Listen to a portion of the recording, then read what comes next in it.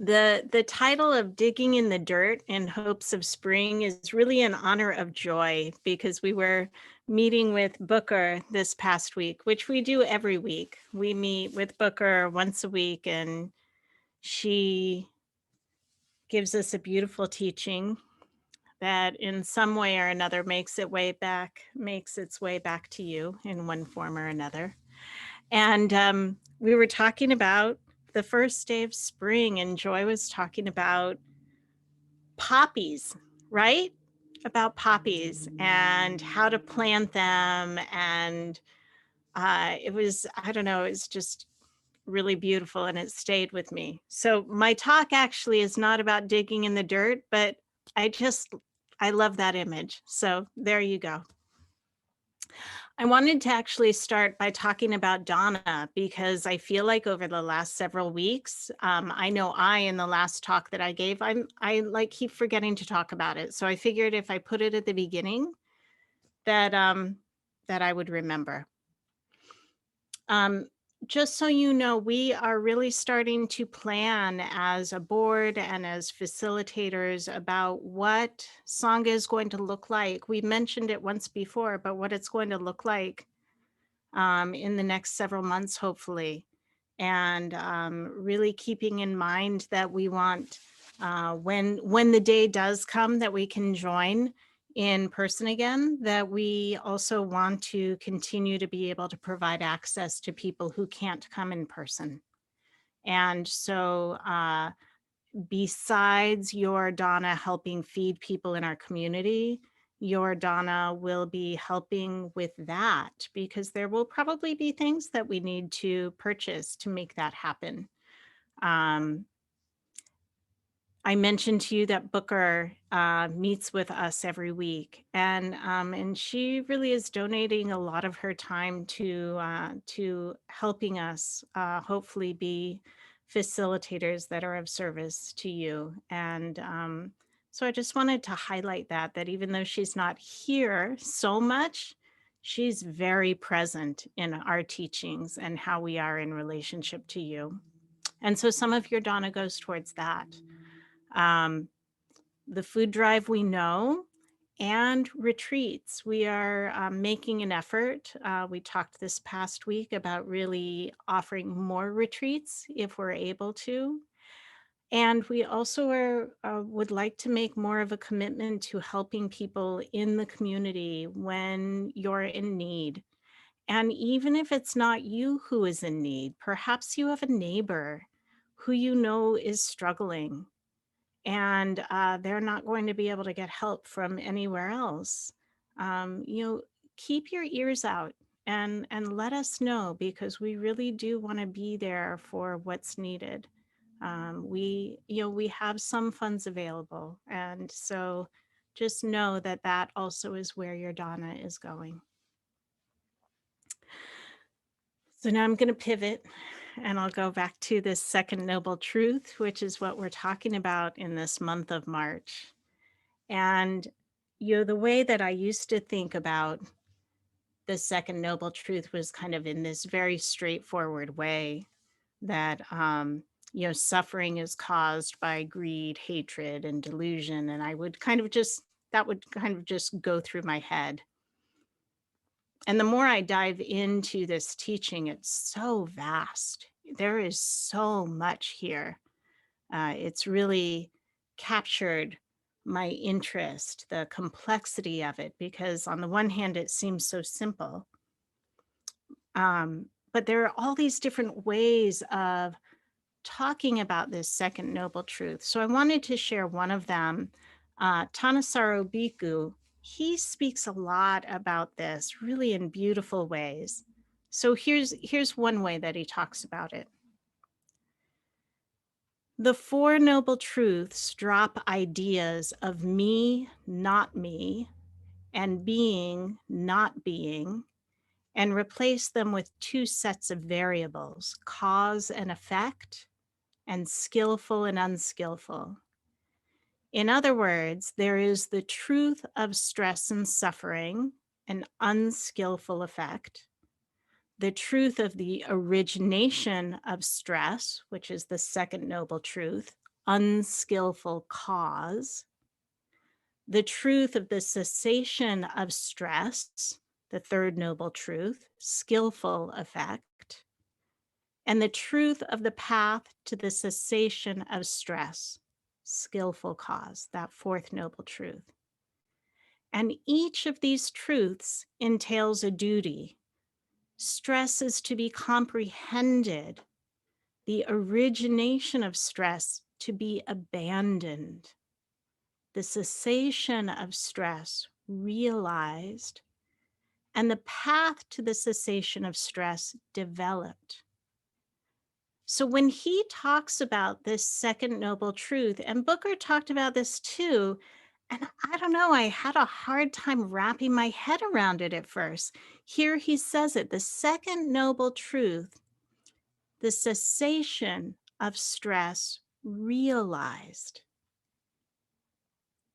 So when all of these duties have been fully performed, the mind gains total release. And then I imagine we would be awakened, which probably is not going to happen in my lifetime. But we can all have moments, right? We can have a moment where actually all of that is true. It doesn't have to be a whole lifetime. All it needs to be is a moment. And I love that teaching. And that teaching really, I think that idea of a moment really comes from Sayadaw Pandita, who really stressed moment by moment by moment awareness rather than the whole of everything, like the whole day.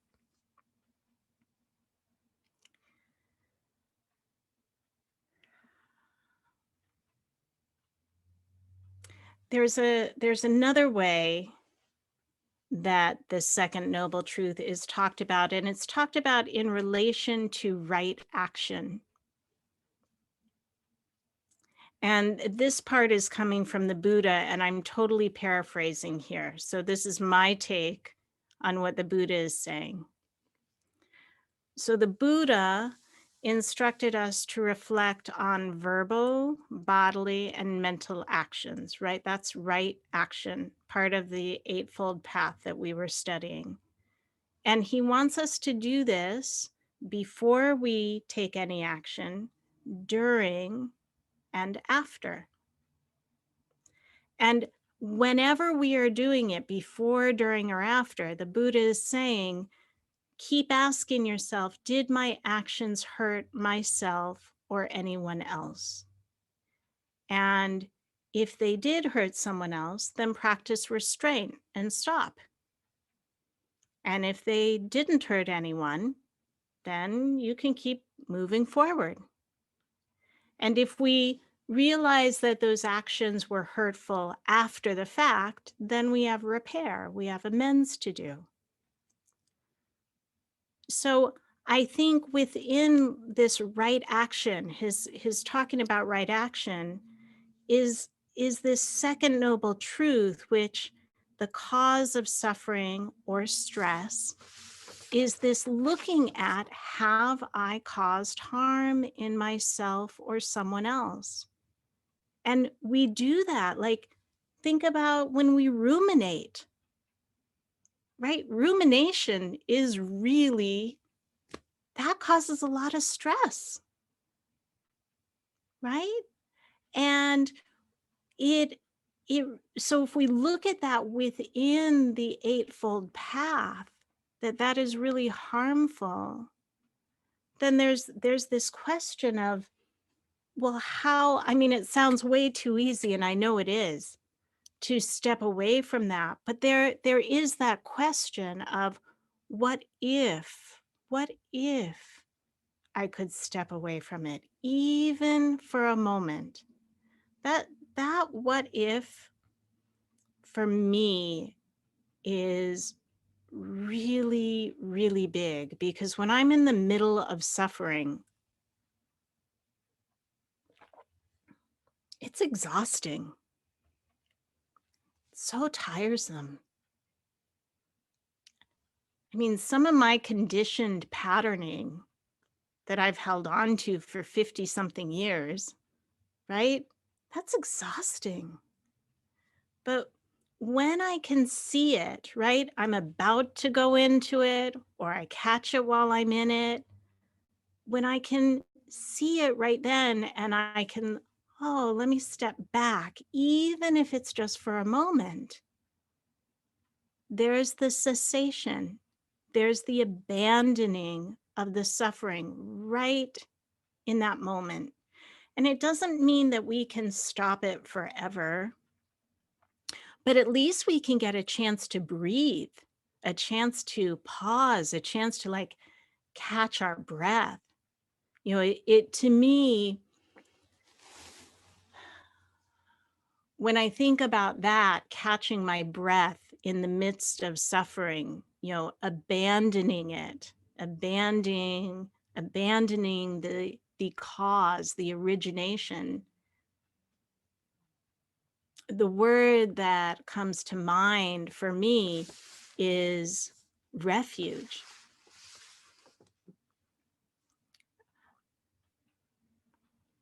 Like, what is refuge? It's so different for each of us.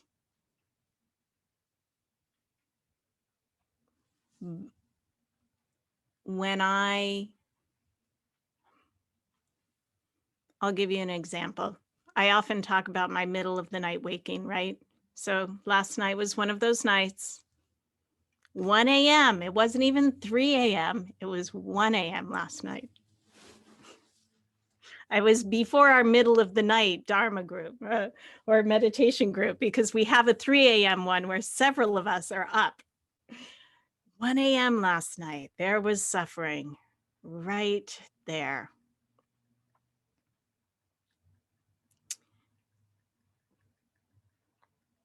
And for a while, I was really caught in it. I could feel my heart beating really fast. I could feel all this tension throughout my body. I could feel a lot of worry for another person who I love. And I could feel anger out at the way a situation is in my life. All of that is suffering. All of that is not wanting things to be as they are and trying to cling to about a week ago, right? If I could turn back time to a week ago, I'd say, oh, I wouldn't be suffering right in this moment. So that's all clinging right there, right? Clinging and aversion happening in the same place. And it's delusion, because that's ridiculous. I can't change it.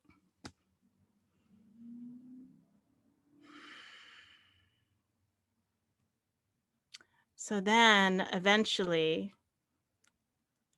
the only way that I could abandon it, the step away from it in that moment, and it took me a while, it took me until about 3 a.m., was I had to find some refuge. I had to find refuge.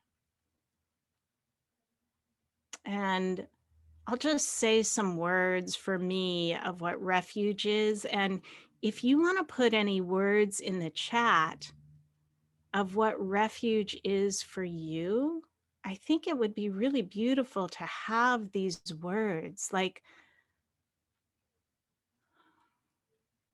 I think of refuge as safety or being held.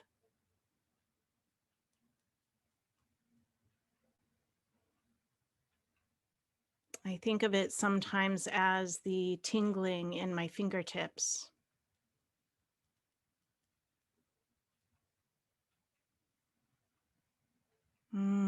And look at all these beautiful ways that people are saying. And as they come in, I'm just going to say them and see how they land in your body. If you want to even close your eyes and see how they land. What is refuge?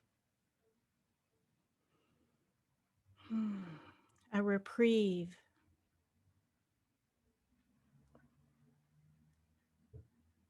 a sanctuary. It's warmth,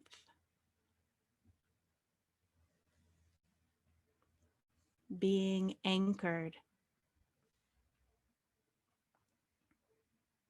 staying with,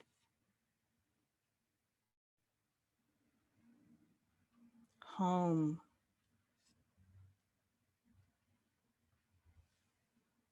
feeling supported by whatever is underneath me.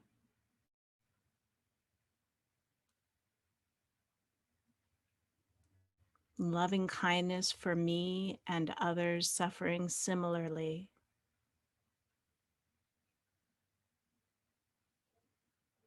Rest. And yes, it can be really elusive, right? That's so real. It's so easy for me to say, find your refuge, and so very hard at times to even believe that it exists. And Sharon Salzberg has this way of teaching loving kindness when there's a point where she'll say, like, think of someone who is a mentor or a teacher or someone who you love, and then sometimes when she's teaching that, she'll say, and if you don't have someone in your life in this moment, think of what it would be like if you did. Like, go even beyond yourself. What would it feel like? And so the same thing with refuge. If I can't find it, what would it actually feel like if I could? Can I imagine that, even for a moment, of what that might feel like?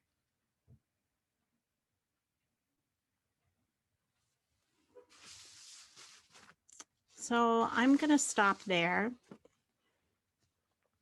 I thank you so much for your listening and for your sharing of these words